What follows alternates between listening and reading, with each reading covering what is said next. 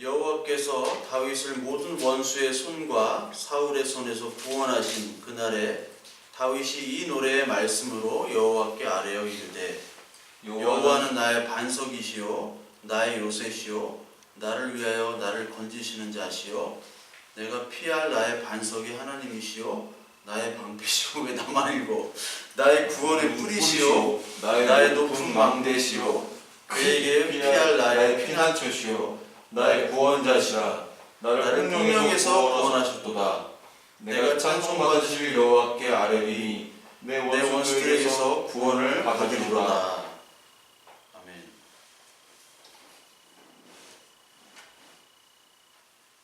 우리가 이제 사무엘하를 좀 건너뛰었는데 사무엘하 15장 한번 볼까요? 15장부터 요 19장 20장까지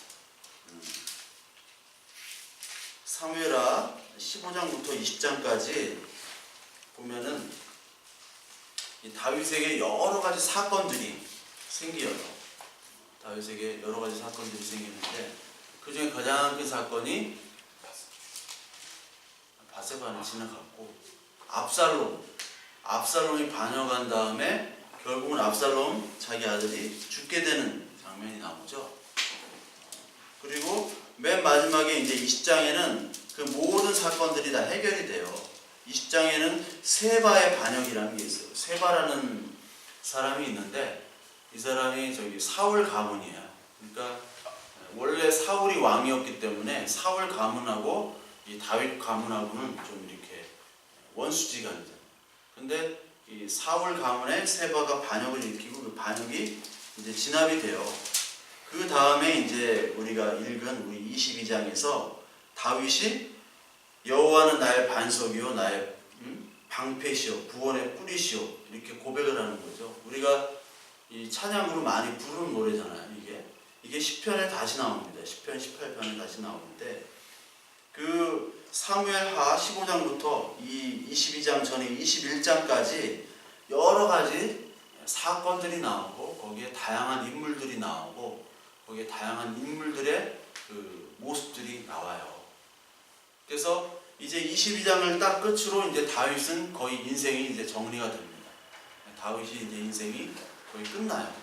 그 다음에 이제 열왕기 상 솔로몬으로 이렇게 넘어가거든요.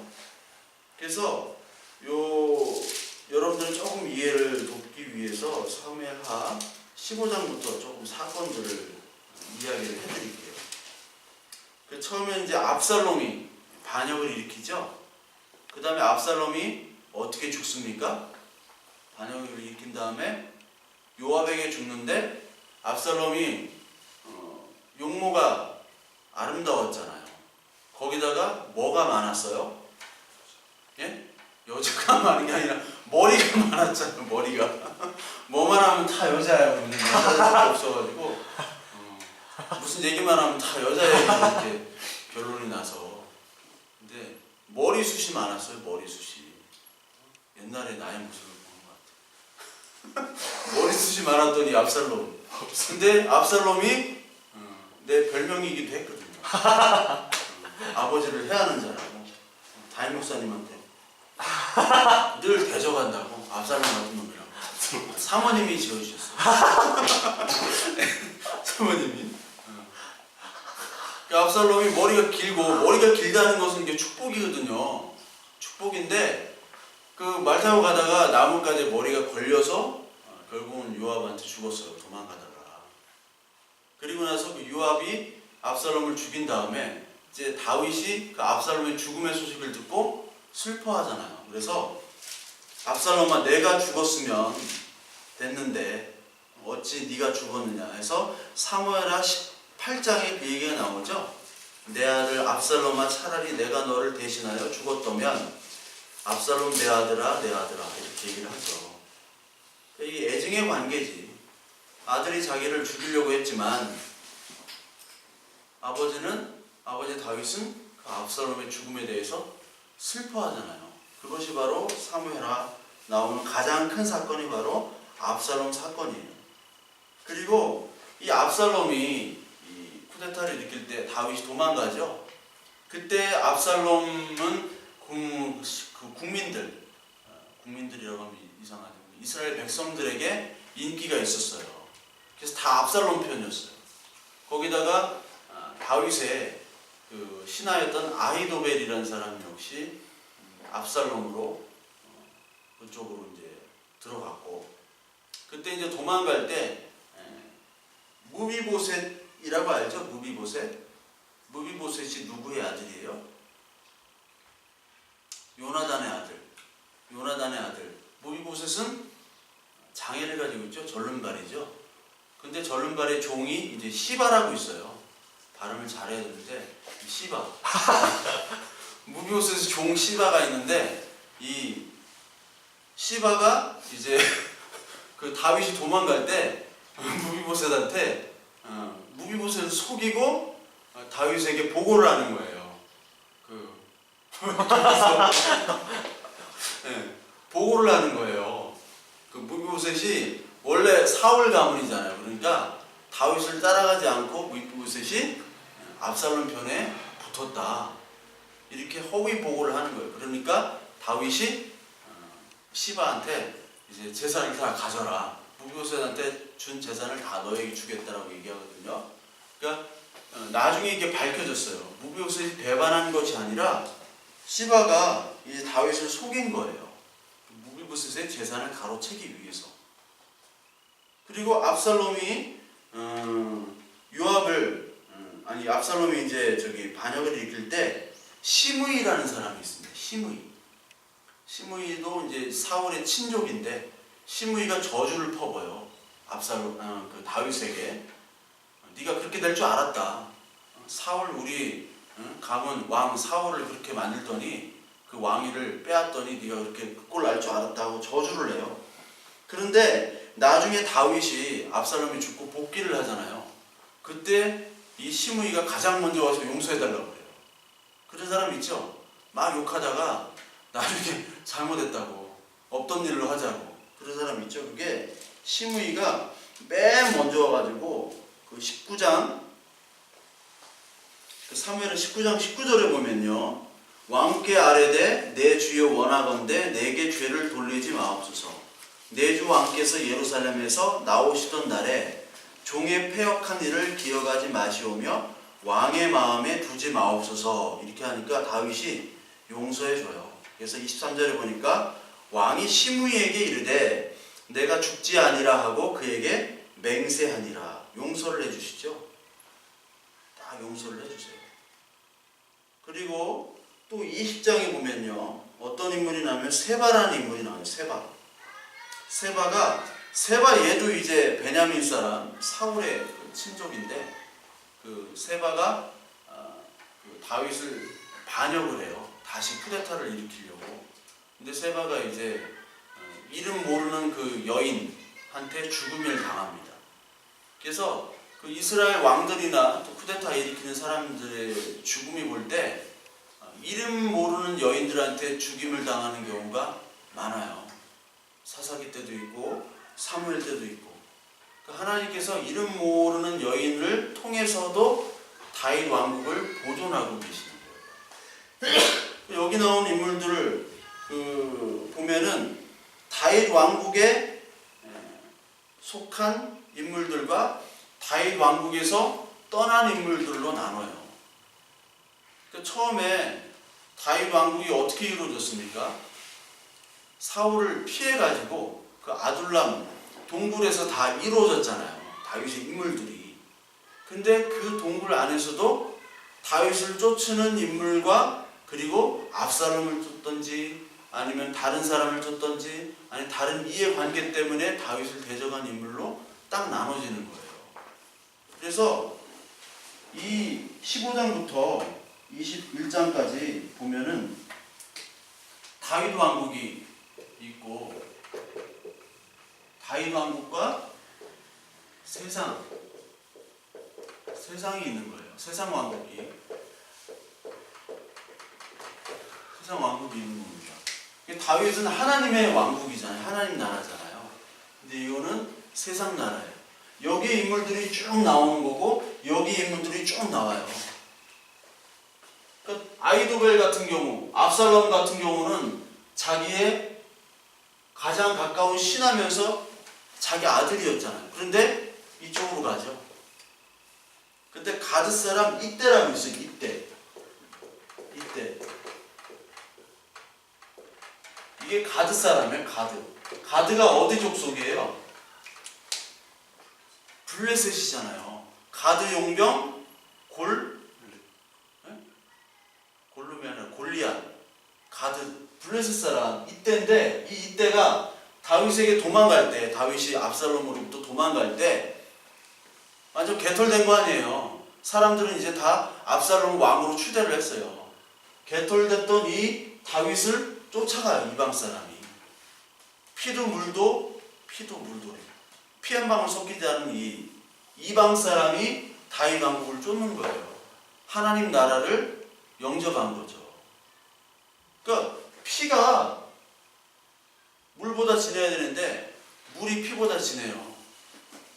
지금 대통령 남동생이 피보다 진한 물이 있다 해가지고 옛날에 그 실체들이 막 밝혀지잖아 지금. 예? 피보다 진한 자기 형제들하고는 연락을 안 하잖아요. 뭐 정치 얘기하는 건 아니지만 그럴 수가 있단 말이에요. 하나님 나라는 이 피로 만들어지는 것이 아니라, 그 혈육으로 만들어지는 것이 아니라, 혈통이나 육정이 아니라 하나님의 뭐로 만들어진다? 이거 극동방송 시험에 나온다니까. 하나님의 뜻으로, 가로놓기 뜻이 나와요. 뜻으로 만들어지는 거죠. 그래서 인간 군상들이 여기에 모인 군상과 여기에 모인 군상이 계속해서 나오는 거예요. 그래서 사무엘하 15장부터는 계속 사건 사고가 끊이지 않습니다. 다윗에게. 그런데 다윗이 옛날에 그 골리앗을 물리쳤던 그런 카리스마, 사울을 피해서 도망갈 때도 얼마나 리더십이 있었어요. 그래서 사람들이 막 모이고, 그리고 사울이 자기를 죽이려고 쫓아올 때 사울을 죽일 기회가 2번이나 있었죠. 이제 살려주잖아요. 다윗이 얼마나 훌륭해요.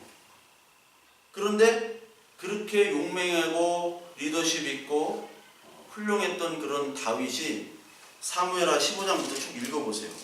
다윗이 그 모든 사건에서 물러나 있어요. 너무 물러나 있어요. 다윗이 그냥 관망만 해요. 바보 같은 다윗이 돼버린 거예요. 옛날에 그런 용맹했던, 지혜로웠던, 적극적이었던 다윗이 아니라 바보같이 계속해서 그냥 머물러 있어요. 밖에 구경꾼처럼.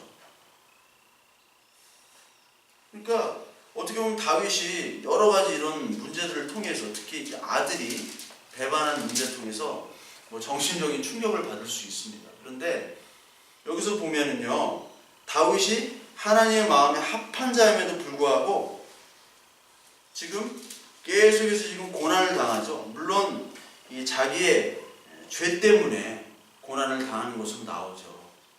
그렇지만 지난주에 말씀드린 것처럼 아무리 그렇게 죄가 있다 하더라도 하나님이 이 다윗에게 가정도 다 흩어버리시고 자기 가까웠던 자들도 다 배신하게 만들어버리는, 그렇게 만들어버리시는 이유, 그거를 다윗은 굉장히 힘들어했었던 것 같아요. 그래서 우리가 이제 신앙생활을 한다고, 하나님을 믿는다고 하면서 가장 난해한 문제가 바로 악의 문제와 하나님의 부재의 문제예요. 다윗도 마찬가지로 이것들을 느꼈고, 특히 하박국이나 욥이나 이런 사람들은 하나님의 부재를 원망했던 거거든요. 하나님 도대체 이 부조리와 악과 이 세상 속에서, 이 악한 세상 속에서 하나님이 어디 계십니까? 하는 문제예요. 그러니까 역사의 전면에 하나님께서 등장하지 않으신다는 거죠. 그렇죠. 유대인들이 하나님 믿는다고 막 열심히 믿었는데 가스실에서 이렇게 대기할 때 다 부르짖었다는 거 아니에요. 도대체 하나님이 어디 있느냐? 하나님이 계시면 어떻게 우리들을 600만 명이나 되는 사람들을 이렇게 학살하도록 내버려 둘 수가 있느냐? 당연한 거죠. 악의 문제. 악인을 처벌해야 되잖아요. 악인을. 우리도 마찬가지예요. 막 믿음이 좋다고 하는 장로님, 권사님 이런 분들이 어떻게 보면은 맨 마지막에 돌아가실 때 하나님이 어디 있냐고, 하나님 없는 것 같다고 하고 돌아가시는 분들이 굉장히 많아요. 옛날에 막 믿음으로 기도하고 믿음으로 열심히 했던 분들인데 악의 문제 그리고 하나님의 부재의 문제. 그래서 옛날에 그 마르시온이라는 영지주의자라고 있어요. 마르시온. 영지주의라는 거는 설명하기가 좀 너무 복잡해가지고 나중에 제가 강의를 좀 할 텐데 그 동영상으로 좀 들으시면 좋을 것 같아요. 한 대여섯 시간 정도 강의를 할 건데, 마르시온은 이 악에 대한 문제, 악에 대한 문제에 대한 근원을 얘기하면서 구약의 하나님과 신약의 예수 그리스도를 나눴어요. 근데 구약의 하나님은 악한 하나님이에요. 불완전한 하나님이에요. 그렇죠? 구약의 하나님은 막 사람들을 죽이잖아요. 죽이라고 하고 다 쳐 죽이고 막 불을 내리고 광야에서 그렇게 많은 심판을 했잖아요. 하나님께서 마음에 안 든다고 막 서로 죽이라고 그러고 살인 명령을 그렇게 많이 했어요. 근데 이 신약의 예수님은 사랑으로 십자가에 죽으셨잖아요. 이거는 불완전한 신이고 열등한 신이고 이거는 참 하나님이다. 예수 그리스도만이 참 하나님이라고 그랬어요. 그러니까 이 사람이 살면서 이 악에 대한 문제 그리고 하나님의 부재, 이거는 하나님이 아닌 거지. 이거는 불완전한 하나님이기 때문에 하나님의 부재와 같은 거예요. 그래서 그 영재주의자들 중에서 이런 마르시온 같은 사람들은 악에 대한 문제와 하나님에게 어디에 대한 문제를 이런 식으로 풀었거든요.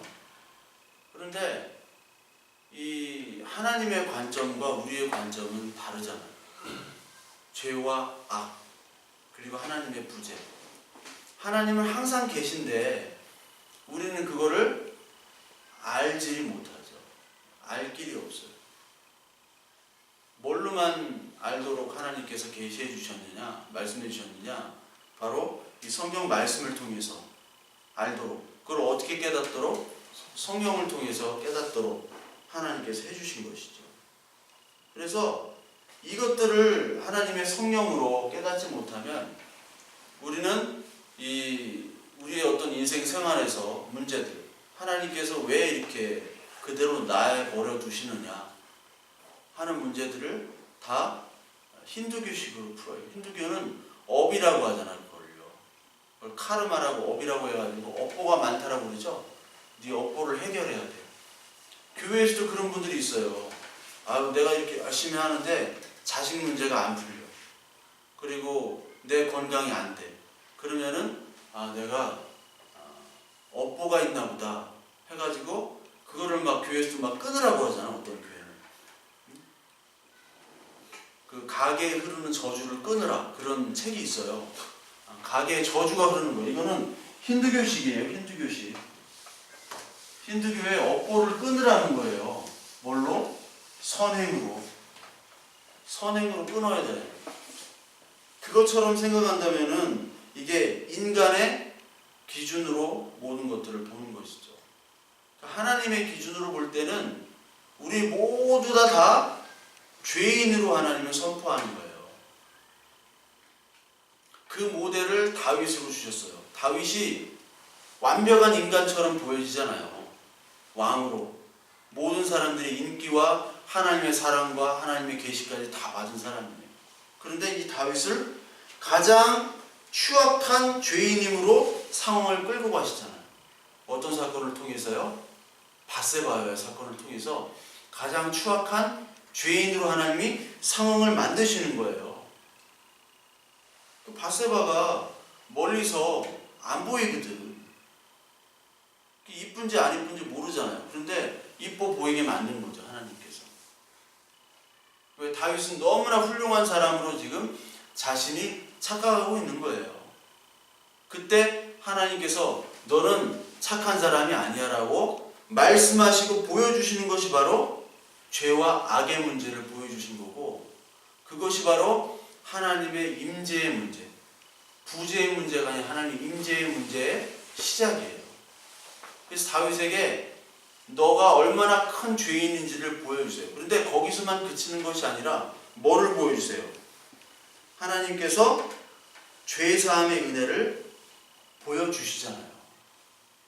그런데 그 죄사함이 그냥 너 죄 진 거 다 없던 걸로 해가 아니라 하나님께서 그 이후 다윗에게 벌어질 수치와 고난과 좌절과 낭망들, 그리고 집안 내에서의 사륙과 간음과 그리고 배반들을 미리 언급을 하시죠. 언급을 하셨잖아요, 지난주에. 사무엘하 12장 13절에 나와요. 다시 한번 볼게요. 사무엘하 12장 13절에 보면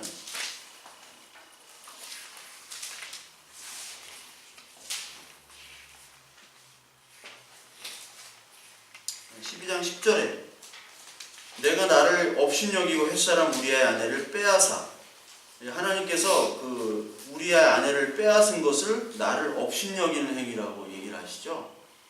내 아내로 삼았은즉 칼이 내 집에서 영원토록 떠나지 않으라. 칼이 싸움이 그치지 않는다고 말을 하시잖아요. 이미 언급을 하시고, 그리고 내가 너와 내 집에 재앙을 일으키겠다 이렇게 얘기를 하시잖아요. 그리고 내 아내를 이웃들에게 주는 백주에 동침하는 그런 행위들을 하도록 하겠다.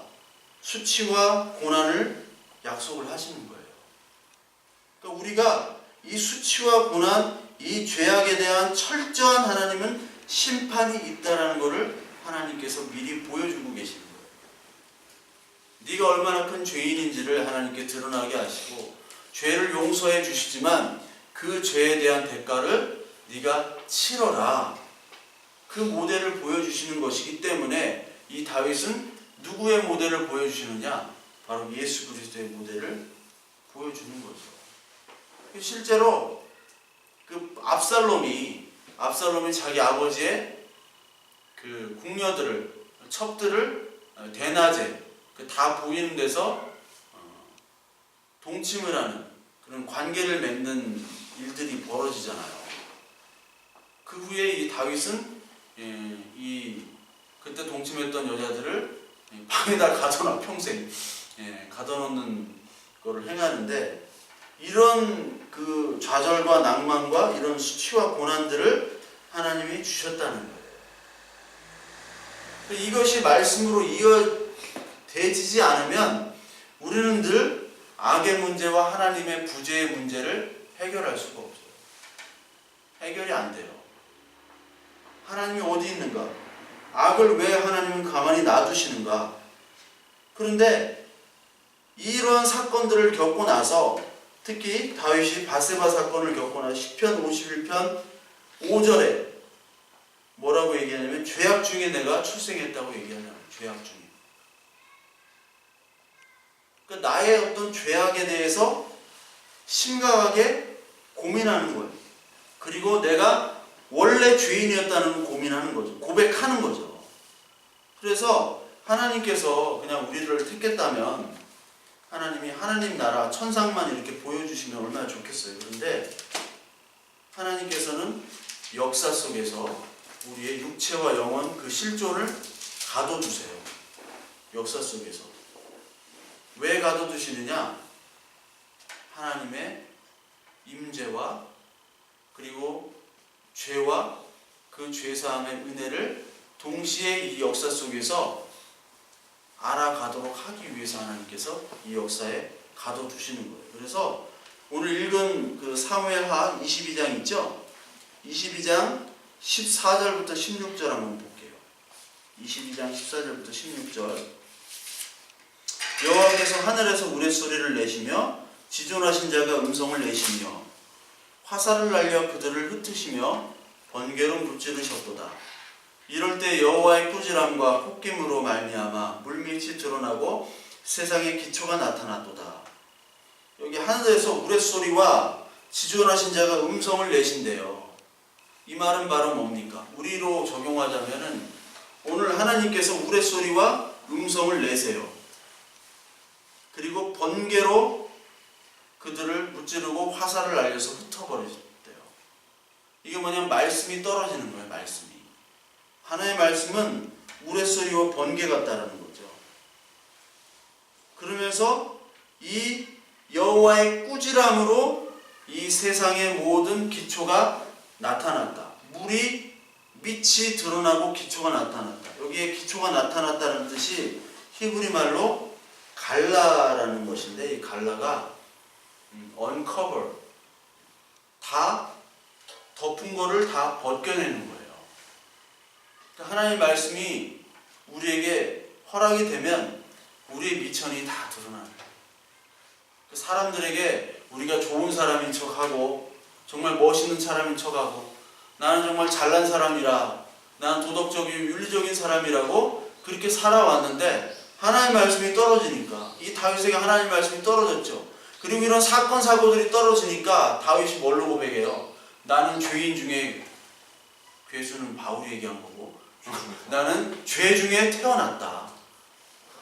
하나님 나를 깨끗이 씻어주세요. 하나님 예수 그리스도밖에 나의 죄를 용서해 주시고 씻어 주실 분은 그분밖에 없습니다라고 고백하는 거예요.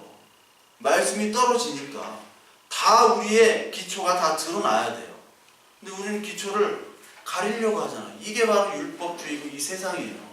세상 사람들은 그거를 가리려고 해요. 그래서 세상 왕국을 차지하려고 하는 사람들이에요. 자기가 주인이 되려고.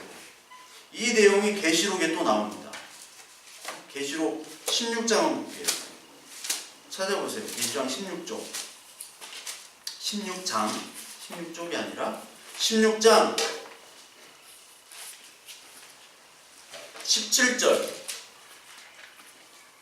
17절부터 19절 똑같은 내용이 계시록에 나와요. 계시록 16장 17절부터 19절.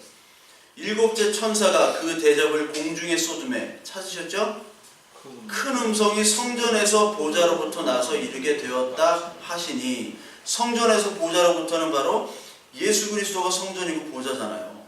거기서부터 이 큰 대접이 뭐냐면 대접 재앙이에요. 그 계시록에 보면 재앙이 두 개가 있어요. 심판이 세 가지가 있어요. 첫 번째, 인의 심판. 하나님의 말씀이 봉인되어 있어요. 딱 이렇게 하나님의 말씀이 이렇게 묶여져 있단 말이에요. 봉인되어 있는 게 풀리면서 이게 심판이 되는 거예요. 계시록에서. 그리고 나팔 심판. 나팔을 어떨 때 붑니까? 오셨을 때. 네? 오실 네, 오실 때 나팔이 불죠. 그리고 나팔이 그 광야 시대 때 보면 군대를 모집할 때, 또 사람들을 모이거나 흩어지게 할 때 나팔을 불어요. 나팔을 부른다는 것은 바로 예수님이 재림 때 나팔 얘기를 하잖아요. 나팔로. 예수님의 재림이 바로 심판이죠. 구원이면서. 그리고 맨 마지막에 이게 대접. 대접이 뭐냐? 대접이 뭐예요, 이게? 대접이. 접시예요, 접시. 큰 대접. 오봉, 사라. 이거 있죠. 일본말로. 네? 이 대접으로 심판을 쏟아 붓는 상징을 하는 거예요, 이게. 쏟아 붓는 상징. 그 대접을 부은다는 거예요, 일곱째 천사가. 그래서 이 심판들이 어떻게 되어 있냐면은 7번 되어 있어요. 심판. 그리고 여기가 3이 되어 있어요. 자, 3이라는 숫자와 7이라는 숫자.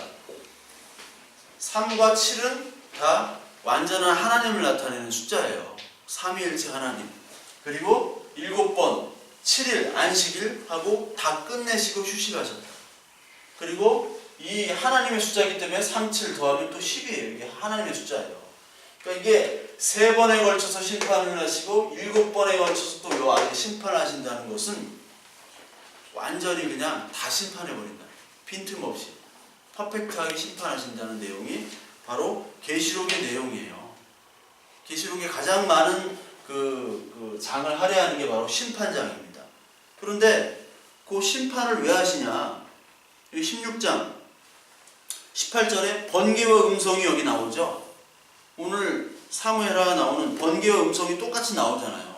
거기에 우레소리, 천둥 번개, 막 토르야 토르 막 그래가지고 그게 있고 또 큰 지진이 있어. 얼마나 큰지 사람이 땅에 있어 온 이래로 이 같은 지진이 없었더라. 이런 심판이 딱 나온 다음에 뭐가 이루어지냐면 큰 성이 세 갈래로 갈라지고 만국의 성들, 만국의 성이 어떤 성이에요? 세상 왕국.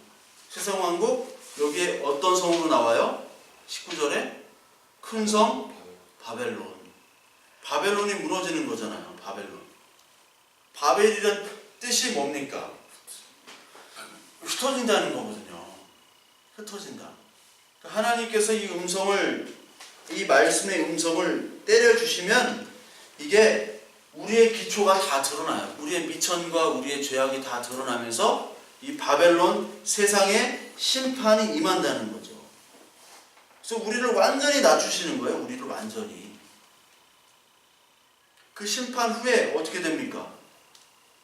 그 심판이 그 17절까지 끝나요. 17절에도 심판이 이루어지고 18절에 바벨론 패망되고 19장에 이제 그 혼인잔치, 20장에 천년왕국, 21장에 새하늘과 새 땅. 그 심판 후에 하나님의 나라 왕이 이루어지는 거죠. 근데 이거를 심판 후에 이루어지고 이렇게 하는 게 아니에요. 심판과 동시에 하나님의 나라가 이미 이루어졌다라는 걸 우리가 봐야 되는 거예요. 요한계시록을 보실 때는 요한계시록은 저것처럼 보면 돼요. 그 여러분 저기 바티칸에 가면 그 시스티나 예배당이라는 게 있어요. 시스티나 예배당. 그 시스티나 예배당 그 천장에 보면은 미켈란젤로가 12그림을 그 큰 천장에다가 12그림으로 12장면의 그림을 이렇게 그렸어요. 구도 맞추기도 힘든데 이 미켈란젤로는 수학적 구도가 딱 나오나 봐. 그 큰 그림을. 그 12개를 딱 하면서 창세기부터 계시록까지 핵심 장면들을 그림으로 그린 거예요. 그러니까 계시록을 볼 때 똑같이 그렇게 봐야 됩니다. 이 12그림이 하나에 다 같이 나와야 돼요. 12그림이. 무슨 말인지 아시겠어요? 그러니까 계시록은 이 시간 순서대로 크로니컬하게 된 게 아니라 그냥 한 면에 파노라마처럼 이렇게 펼쳐진 거를 동시에 보라는 거예요. 동시에. 세계에서 가장 큰 폭포가 그 아르헨티나랑 브라질에 있는 이구아수 폭포인데 그 아르헨티나는 그 이구아수를 보려면 하루 정도 걸려요. 하루 정도. 그런데 브라질은 한 2시간 보면 됩니다. 근데 이게 차이가 있어요. 아르헨티나는 각 곳곳마다 다 갈 수가 있어요. 배 타고도 거기 들어갈 수도 있고, 그리고 저기 악마의 목구멍이라는 데가 있어요. 악마의 목구멍. 그게 70m짜리인데 그 어마어마한 폭포를 한 1m, 2m 앞에서 봐요. 거기 오래 보고 있으면은 물이 떨어지는 건지 위로 올라가는 건지 헷갈려. 이게 헷갈려요. 거기서 떨어져 죽은 사람도 있다는데 되게 헷갈려요. 근데 되게 무섭죠. 그런데 그 자세한 부분만 볼 수 있어요. 근데 브라질 쪽으로 가면 파노라마로 가요. 파노라마. 이 이구아수 폭포가 20km가 넘어요. 폭포가 둘레가. 폭포가 20km가 넘어요. 폭포가 엄청 커. 예. 보려면 힘든데 브라질 쪽은 2시간 보는데 그냥 파노라마로 쫙 이렇게 펼쳐지고 보는데 아르헨티나는 좀 그런 맛은 없어. 부분적으로 다 볼 수는 있지만. 그러니까 두 가지를 같이 봐야 되는 거예요. 우리가 성경을 볼 때도 하나님께서는 지금 이 다윗에게 언약을 주셨잖아요. 언약이라는 거는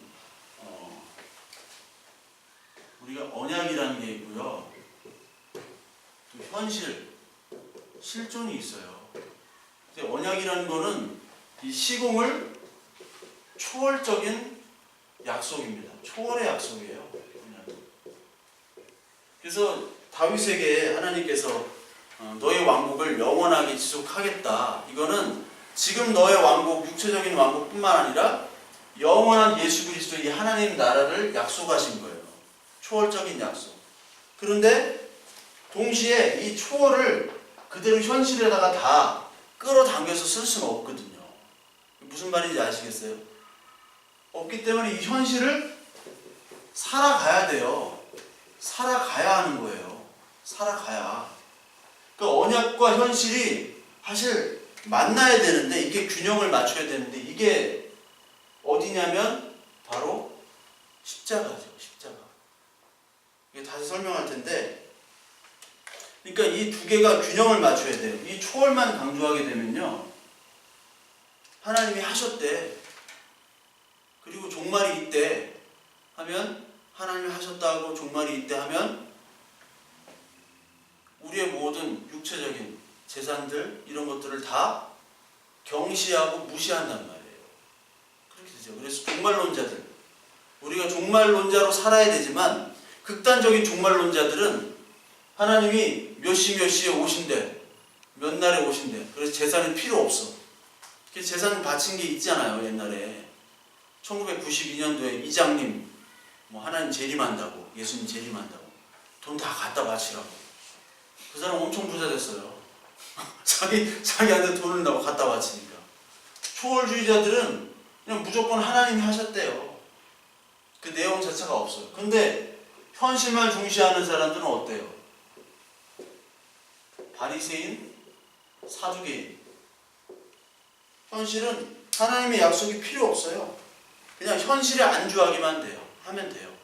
단 하나님으로부터 현실적인, 실제적인 복을 받는 것으로만 그쳐요. 이 둘 다가 잘못된 거예요. 둘 다가.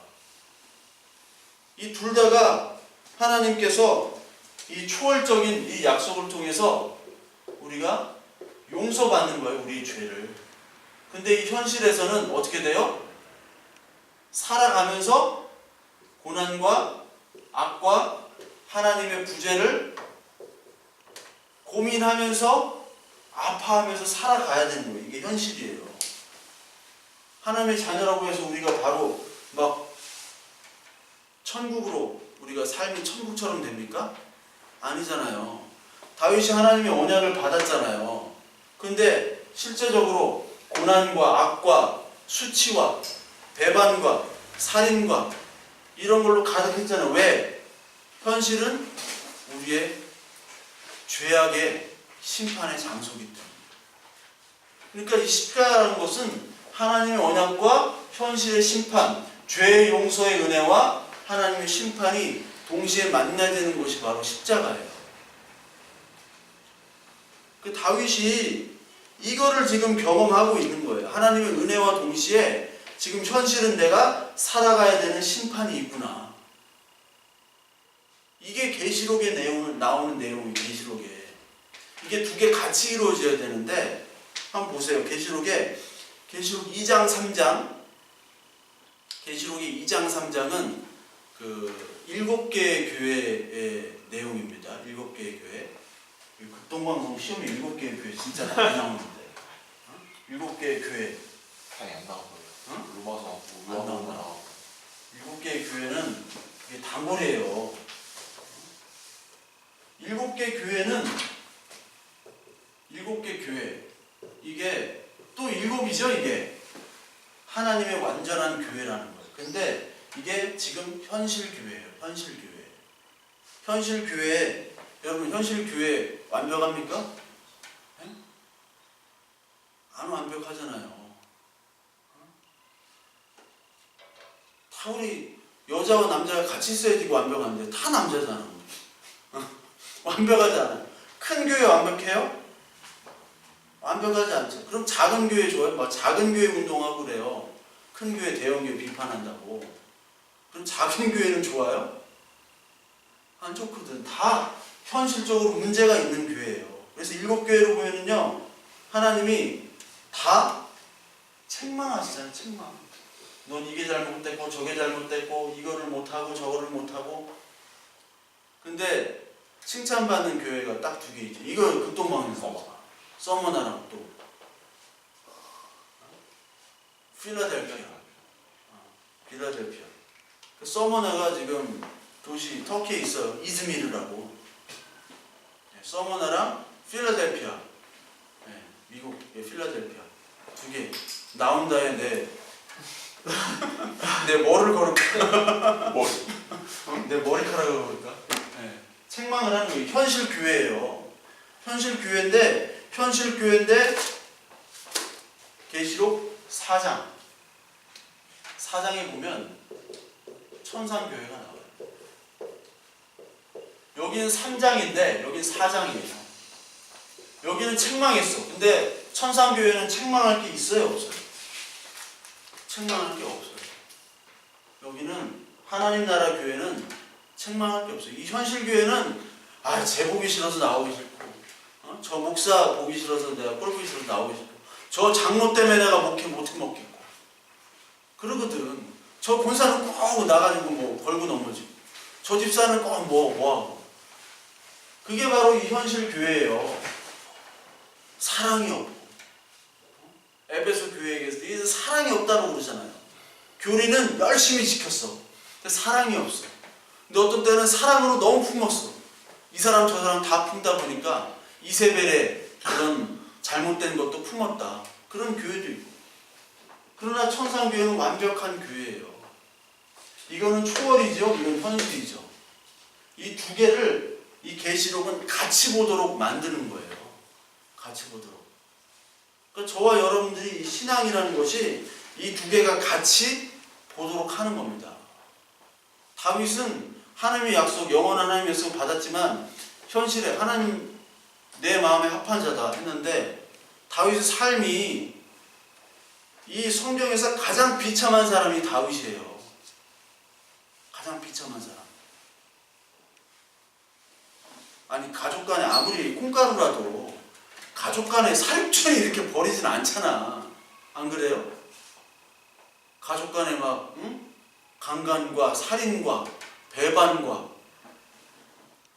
그런 인물은 없어요, 거의. 그러니까 야곱이 좀 비슷해. 야곱이 좀 따라가려고 하는데 다윗이 따라가려면 멀었어. 근데 하나님 마음에 합한 자라는 이유만으로 저 여의도 계신 슈미다 하는 목사님이 이름을 바꾸셨잖아. 원래 영어 이름이 원래 폴이었거든, 바울이었거든. 근데 하나님 마음에 합한 자라고 가지고 다윗으로 바꾸셨어요.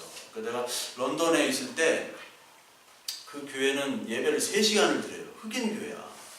3시간인데 찬양이 1시간이야.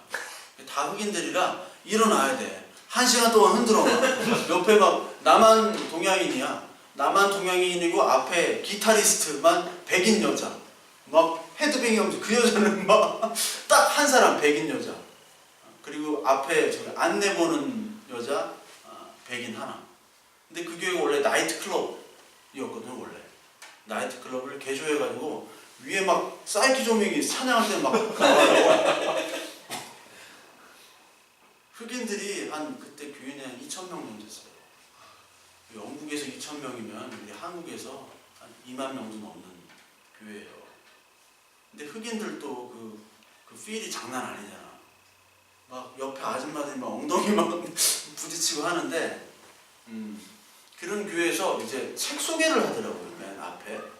근데 한 달에 한 번씩 꼭 저기 폴 조의 책을 소개를 해요. 영어판으로 된 폴 조야, 폴 조. 그래가지고 내가 옆에 있는 분한테 폴 조 아니라고 이제 데이빗 조라고 이름 바꿨다고. 데이빗 조라고. 언제 이름 바뀌었냐? 바뀌었다고. 데이빗 조라고. 근데 그 목사님의 또 마지막 말년 인생도 다윗이랑 좀 비슷해. 가족끼리의 그런 싸움들. 예. 또 하나님이 또 은혜를 주실 거예요. 그분에게 자신의 죄악이 이제 다 폭로가 되거든요. 여자 관계, 돈 이런 거 다 폭로가 되는데, 하나님이 정말 택한, 하나님 합한 그 데이빗 조라면, 예? 폴 조라면, 그때 이 초월과 이 현실에서 하나님께서 용서해 주신 그 십자가의 은혜를 깨닫고 용서를 구하겠죠. 근데 아직까지는 아니신 것 같아요. 그러니까 하나님의 자녀로 은혜를 받는다는 것은 바로 이 두 개를 고민하면서 사는 거예요, 사실. 안 그래요? 아니, 그냥 이걸 없이, 아니, 요 현실적인 것이 없이 이 실존의 역사로 살지 않고 하나님이 택하셨으면 그냥 좀 이렇게 살다가 더 좋은 곳으로 살면 되잖아요. 근데 우리가 열심히 하나님께 봉사하고 헌신하고 믿음으로 말씀대로 산다고 하는데 더 힘들어요. 여건이 안 되는 거, 여건이 안 돼. 내가 좀 잘하겠다는데 그 고민 속에서 살도록 하나님이 내버려 두신 이유가 바로 그거를 견뎌내라, 살아라. 살면서 우리가 하나님의 은혜와 죄와 그리고 그 죄의 용서함의 기쁨들을 느끼도록 하시는 거예요. 역사 속에서. 그래서 우리가 지금은 잘 몰라요. 우리 아버지의 마음, 어머니의 마음을 어떻게 알아요? 부모가 된 후에는 알잖아요. 우리 선영 형제는 안다고. 그렇죠? 아니, 주한이가 더 커봐야 돼. 지금 말을 잘 듣지만 말을 안 들을 때. 그러니까 뭐 몰라요, 그거를. 모르면서도 우리가 믿음으로 현실에서 순종해 가라고 하시는 그 말씀 하나 붙잡고 가는 거예요. 그거밖에 그 안 믿는 사람과 차이가 없어요. 그리고 이 다윗의 삶 속에서 보면 하나님의 언약은 사실 일방적이죠. 일방적이지만 하나님께서 우리와 사랑의 소통을 하시고 계신다. 그 관계를 가지고 계신다라는 것을 보여주는 거예요. 그래서 우리가 하나님께서 우리가 전도할 때 하나님이 사랑하십니다. 이렇게 많이 하죠. 근데 하면서도 찔리지 않아요? 하나님께서 당신을 사랑하십니다. 하는데 그 전도 받은 분이 언제 어떻게 사랑했냐고 하나님이 사랑했으면 내가 이 꼬라지로 사냐고 이런 경우 많이 들었잖아요. 전도할 때. 근데 그게 우리의 모습이에요. 하나님 언제 하나님이 사랑했습니까? 말라기에서 그러죠. 말라기 1장에 내가 너희를 사랑했노라 하나님이 그러니까 하나님이 언제 우리를 사랑했어요? 이렇게 얘기하잖아요. 말라기서에. 우리 똑같아요. 하나님이 언제 우리를 사랑했냐고요. 그런데 이 다윗은 언제 하나님의 사랑을 느꼈을까요? 오늘 사무엘하 22장에 여호와는 나의 반석이시고 나의 방패시고 이렇게 피난처시고 나를 구원하셨다. 구원자다라고 이렇게 얘기하시는데 언제 사랑을 느꼈냐? 이 현실 속에서의 고난 속에서의 징계. 다윗은 자기의 죄 때문에 징계를 받잖아요. 그 아주 징그러울 정도의 그 징계와 고난 속에서 하나님의 사랑하심을 역설적으로 느꼈어요. 그래서 히브리서 12장 한번 볼까요? 히브리서 12장 보면요. 12장 6절부터 13절입니다. 6절부터 13절. 주께서 그 사랑하시는 자를 징계하시고 그가 받아들이시는 아들마다 채찍질 하심이라. 아들은 채찍질을 받아야 돼요. 주한이도 엄청 이제 지금 하지만 엄마 아빠한테 이제 혼날 날이 있죠. 하나님의 받으시는 아들이기 때문에. 7절에 너희가 참음은 징계를 받기 위함이라. 하나님이 아들과 같이 너희를 대우하시나니 어찌 아버지가 징계하지 않는 아들이 있으리요. 징계는 다 받는 것이거늘 너희에게 없으면 사생자여 친아들이 아니니라. 또 우리 육신의 아버지가 우리를 징계하여도 공경하였거든 하물며 모든 영의 아버지께 더욱 복종하며 살려 하지 않겠느냐. 그들은 잠시 자기의 뜻대로 우리를 징계하였을거니와 오직 하나님은 우리의 유익을 위하여 그의 거룩하심에 참여하게 하시느니라. 무릇 징계가 당시에는 즐거워 보지 않고 슬퍼 보이나 후에 그로 말미암아 연단받는 자들은 의와 평강의 열매를 맺느니라. 그러므로 피곤한 손과 연약한 무릎을 일으켜 세우고 너희 발을 위하여 곧은 길을 만들어 저는 다리로 하여금 어그러지지 않고 고침을 받게 하라. 징계가 바로 우리에게 거룩하심에 참여하기 위한 유익의 도구로서 하나님의 사랑의 표현이었다는 거예요. 바울도 얼마나 많은 고난과 징계를 받았습니까? 얼마나 많은 매를 맞았어요. 바울같이 훌륭한 사람이 맨날 두드려 맞았어요. 고린도후서 보세요. 맨날 맞고 또 맞았다. 누구에게 맞았어요? 이방인들에게는 안 맞았어요. 같은 유대인들에게 맞았어요. 다윗이 누구한테 두드려 맞았어요? 아들한테 두드려 맞았죠? 자기 믿었던 신하한테 두드려 맞았죠? 자기 사랑하는 조카 요압한테 맨날 그냥 고통을 당했잖아요. 요압의 아들도 죽이고 또 아마사라고 자기가 그 다윗이 그 요압을 견제하기 위해서 요압이 원래 장관이었잖아요. 군대 총사령관. 근데 아마사라는 자기 또 조카가 있어요. 아마사를 세웠어. 요압 대신. 그러니까 요압이 화가 나가지고 나중에 그 아마사 자기 사촌이에요. 자기 이모 아들이야. 이모 아들 또 칼로 죽여요. 그러니까 다윗은 요압과 계속 대결을 해요. 이게 조카 하나 있는 게 내 말도 안 듣지. 그냥 막 위협을 해, 협박을 해, 다윗에게. 그런 인간들에게 계속 시달림을 받았어요. 바울도 그렇고 다윗도 그렇고. 그런데 왜 그렇게 시달림을 받느냐? 10절에 분명히 나오죠. 우리의 유익을 위하여. 그의 거룩하신, 그러니까 하나님의 거룩하신 아들로 대접을 받는 거예요. 우리가 대접을 받는 거다. 하나님이 그렇게 우리를 대접해 주시고 계시는 거예요. 거기서 다윗은 내가 하나님의 아들 맞구나. 이 압살롬이나 이런 사람들은 너무나 훌륭해요. 다 늙은 다윗보다 젊고 싱싱한 압살롬 국민들이 더 좋아하잖아요. 안 그래요? 그래서 교회에서도 막 이제 나이 드신 목사님이 빨리 나가라고. 교회가 늙어가니까 젊은 목사님이 와야지 사람들이 오잖아요. 안 그래요? 그거와 똑같아요. 그러니까 다 교인들이 다 젊은 목사님 편이죠. 국민들이 다 압살롬 편이었잖아요. 나오잖아요, 성경에. 다 압살롬 편이더라. 신하들도 다 압살롬. 근데 결국은 누가 다시 왕위를 차지해요? 사람이 볼 때 이제 아무 쓸모없는 뒷방 노인네 취급받던 다윗이 다시 왕으로 취급을 받아요. 다시 왕으로 복귀를 하는 거예요. 왜? 다윗 왕은 자기의 능력, 인간의 능력으로 만들어진 왕국이 아니라 하나님의 언약으로 가는 영원한 왕국이기 때문에.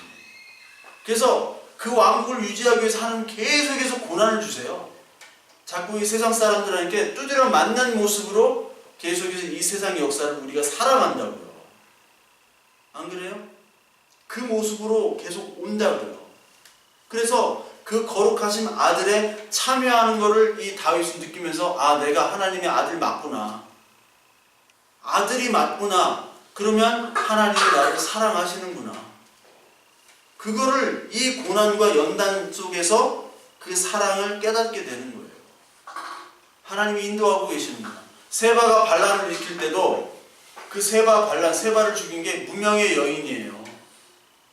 무명의 사람을 통해서도 나를 돕고 계시는 그 하나님의 손길을 이 다윗은 느꼈다고요. 그러니까 이 역사 속에서 우리가 그냥 태어나자마자 천국 가면 되는데, 하나님 나라, 그 더 좋은 나라 가면 돼. 왜 여기서 살게 하시느냐? 그 역사를 넘는 그 초월 속에서 하나님의 은혜와 우리의 죄와 그리고 하나님께서 나를 사랑하시는구나라는 것을 이 세상에 충분히 다 깨닫게 하기 위한 그런 섭리입니다. 그게 다 깨달아지면요, 가면 돼요. 이제 졸업학점을 따야 돼. 광야의 졸업학점을 따지 않고서는 우리가 하나님 나라에 들어갈 수가 없어요. 왜? 하나님 사랑을 모르니까. 모르고 계속해서 열심히 하면 나중에 내가 얘기했잖아요. 그렇게 그 장례식이나 그런 뭐 죽기 전에 가면 그 죽기 전에 꼭 하는 말씀들이, 권사님 막 장로님 이런 분들이 심지어 목사님들까지도 하나님이 어딨냐고 하고 죽어요. 하나님이 어딨냐고. 직감독적으로 너무나 많이 들었어. 아니 이분은 그럴 뿐이 아닌데 하나님이 어딨냐고. 응? 죄사함이 어딨냐고. 아니 죽으면 뭐 부활이 어딨냐고. 이렇게 하고 돌아가신다니까요. 그러니까 우리는 학점을 따기 위해 충분히 더 하나님의 사랑을 느껴야 됩니다. 하나님의 언약이 있지만 이 삶의 현실에서 우리가 살아가야 돼요. 죄악의 현실 속에서. 그 속에서 저와 여러분들이 하나님이 나를 버리지 않고 나를 아들로 거룩한 자녀로 그 거룩하심에 참여하게 하시는 있구나 라는 것을 저와 여러분들이 오늘 이후로부터, 지금까지 그걸 못 느꼈다면 오늘 이후로부터 하나님의 사랑을 고난과 아픔과 수치 속에서도 하나님의 사랑을 느끼며 말씀으로 확답받는 저와 여러분들 되시길